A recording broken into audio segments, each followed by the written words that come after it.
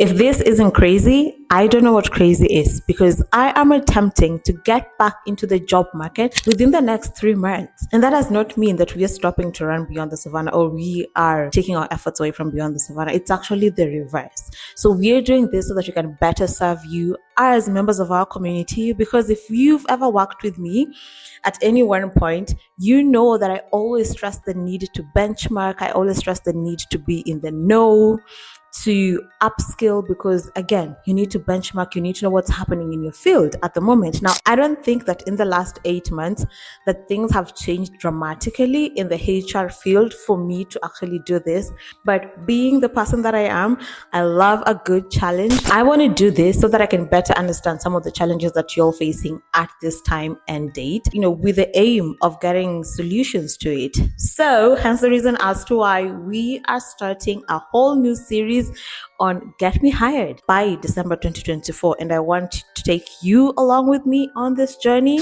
I'm scared, if I'm being honest. It's exciting, it is scary, but you have to do it nonetheless.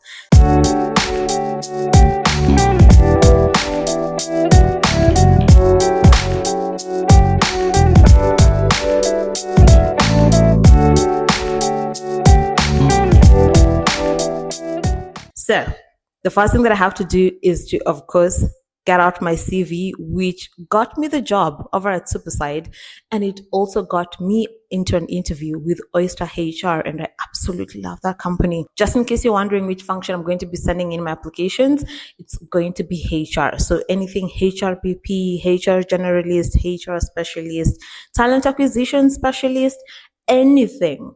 Thank God for my years of experience and the exposure that I've got. I can apply to any facet of HR that is out there. So that's what I'm going to be doing. I want to take you along with me. But first, I want to start my day. And I always start my day by hitting the gym. So let's continue this conversation in the gym. Come along with me.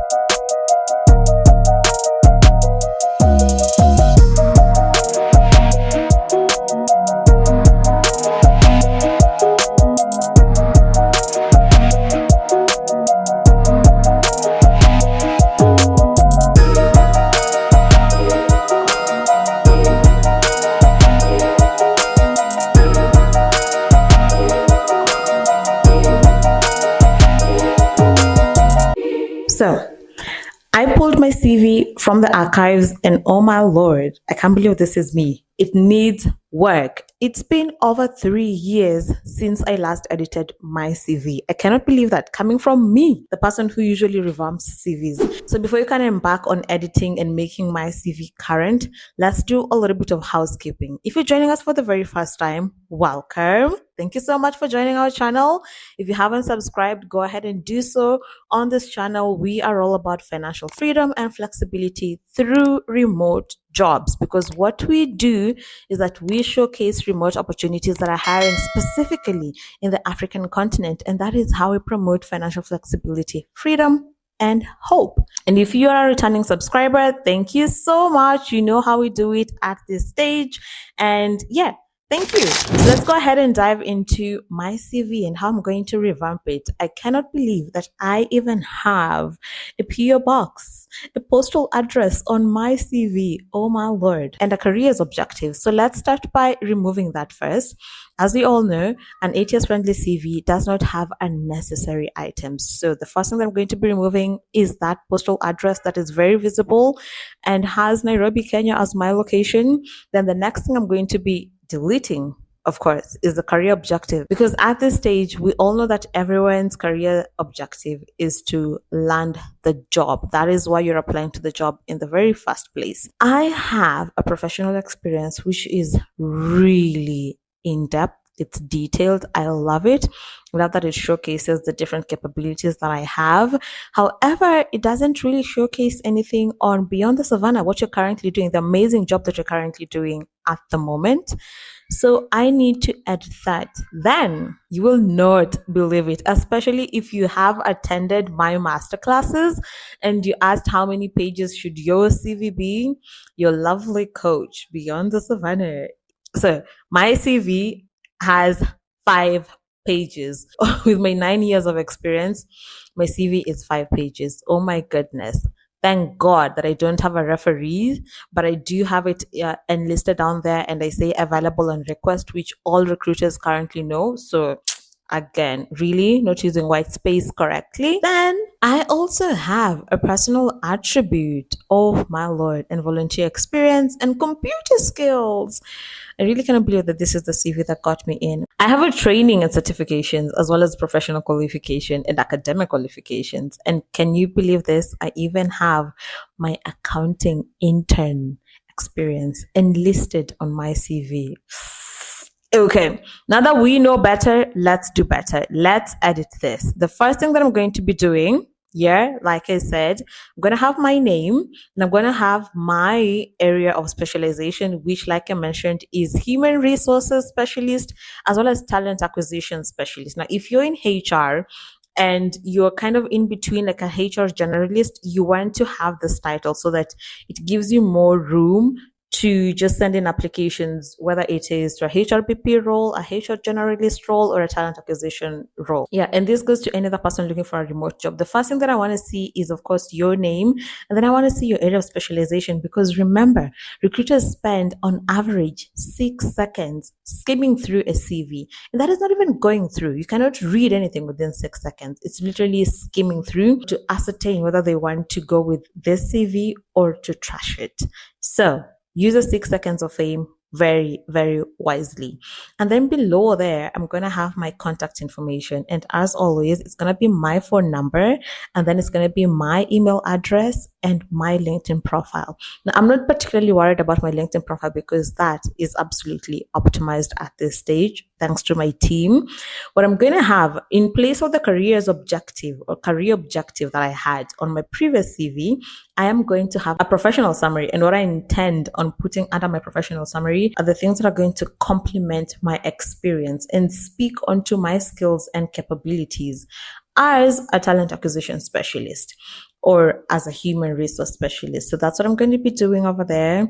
And then I'm also going to be including a new completely segment which is called technical skills, and on here I'm going to include all the technical skills that I have, whether it is recruitment, talent management, workforce focusing, employee engagement, which absolutely I'm great at, performance management, learning and development, DEI, another absolute fave, change management, training and onboarding, and so on and so forth. Not forgetting the remote tools and softwares that are being used by remote companies, particularly HR tools and softwares. Then and only then am I going to go to editing my professional experience. Now, I've been running Beyond the Savannah, or Beyond the Savannah has been my employer in the last 8 months. So definitely it's going to be included there. I do not want to see any gap. I might be the founder of Beyond the Savannah, but on my CV, it's going to be career coach and talent acquisition, because that is exactly what I do. Yeah, so that is what I'm going to be including over there. And I'm going to have Beyond the Savannah as my employer. And I'm also going to have the dates that I started working as Beyond the Savannah, or that I started working for Beyond the Savannah. And then I'm going to include the tasks and responsibilities. Now, I do have a rule of thumb of showcasing up to 4 most recent work experiences. So that's what I'm going to be including.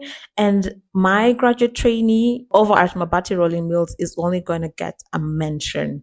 Then I'm going to head on over to down to my education, which on my previous CV, I had it as academic qualification. Really, same thing, potato, potato. And in short, what we're going with is the reverse chronological order. So I'm going to start with my most recent coaching certification that I got, a postgraduate diploma that I got for coaching. And then I also have a practitioner diploma for executive coaching, by Academy of Executive Coaching. Then I also have, I'm going to include my master's in HR. And lastly, at the very bottom, it's going to be my Bachelor of Science in Accounting from USIU. So rather than splitting my professional qualifications, trainings, and certifications, I'm going to have them all under certification segment. And for this, just include all the trainings that you have attended. Like, I've attended so many trainings. Like, I call myself a certificate warrior for a reason. Yeah, so include the certifications that you've gotten so far and list all of them down there. And what I'm not going to be including are my computer skills, because yeah, we should all have computer skills at the moment. I'm also not going to be including my volunteer experience, because again, it really doesn't help my CV that way. So that is a conversation that I can have with a recruiter when you're doing a one-on-one interview session. And what I'm definitely not going to be including there is my personal attributes, because I had on my previous CV, I had quick learner, proactive, great decision making skills, problem solving skills, enthusiastic, adaptable, flexible, good communication and interpersonal skills, negotiation skills, talent management skills, analytical skills, and a good sense of humor. Oh my lord. Now, all those make sense. However, a recruiter has no way of establishing whether all these are true or false unless you get into a conversation with them. And perhaps then they will be able to pick one or two or three or four. But the person who will be able to ascertain whether these attributes exist or not would be my hiring manager or my supervisor. So, again, 6 seconds rule. You need to use your white space correctly or wisely. I will not be including any personal attributes on my revamped CV. And just like that, folks, we've got a revamped CV. The next place that I want to go to, of course, is beyond the savannah.co.ke. And I want to look at the opportunities that we currently have. Like I mentioned, I'm going to be applying to opportunities in the HR field. So when you land onto our website, the first thing that you're going to see is our beautiful landing page. Go to find jobs. And then what I'm going to be doing is I'm going to search by keywords, because we've got a ton of opportunities on our website. So what I'm going to literally be searching is human. And once I do that, I can see a human resource specialist role by Metaverse Game Studios. I also see a human resource business partner role by Radical Health. I see another human resource business partner role by SGS, and a human resource manager role by Project Expedite Justice. So those are the current opportunities that we currently have, or those are the latest opportunities that we have on our website. So that is on human. And when I search by the term people, I see a people operations business partner at Olipop. So those are some of the opportunities that I want to be sending in my application. Let's just try one more by recruiter, and we've got 5 opportunities. So we've got a senior technical recruiter by TRM Labs. We've got a clinical staffing recruiter by Trusted Health. We've got a recruiter by Remote. We've got a healthcare recruiter by MedCruit. We've got a recruiter by Hims and Hers. So on average, I think there are about 20 opportunities that I want to send out. The first thing that I'm going to be doing is, of course, let's take the senior technical recruiter by TRM. When I'm sending in an application, what I want to do is to literally go through the job advert step by step and understand what exactly are they looking for. So they need someone with 5 years of experience that I have.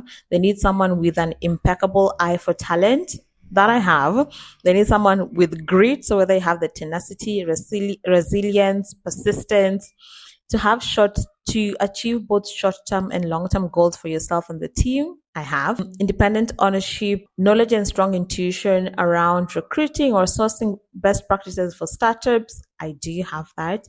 Adaptability, creativity, excellent written and verbal communication skills. Again, I've got it. So I feel really comfortable sending in my application on this job and all the other jobs that are posted on our website. So the first thing that I like to do, of course, after scouting and seeing what opportunities are out there, is really send in my application swiftly, because most of these remote companies like to close the applications quickly. And I, even if it's not that, I want to get ahead of the curve and get the fast applicant advantage. And what that essentially means is that because they are shortlisting on the go, can you imagine if you have already, or if you already have identified some of the candidates that you want to go with, and then towards the tail end you get hundreds of other applications? I mean, it's only natural that you're not going to pay as much attention as you would be when you're getting in the first applicants, because you're excited, you want to see what is out there,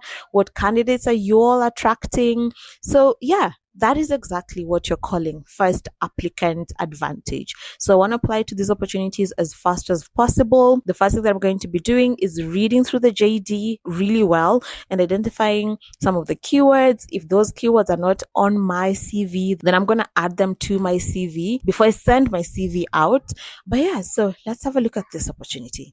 So those are some of the opportunities that I'm going to be sending them out. If you're interested in coming along with me on this journey, then I would like you to give us a thumbs up.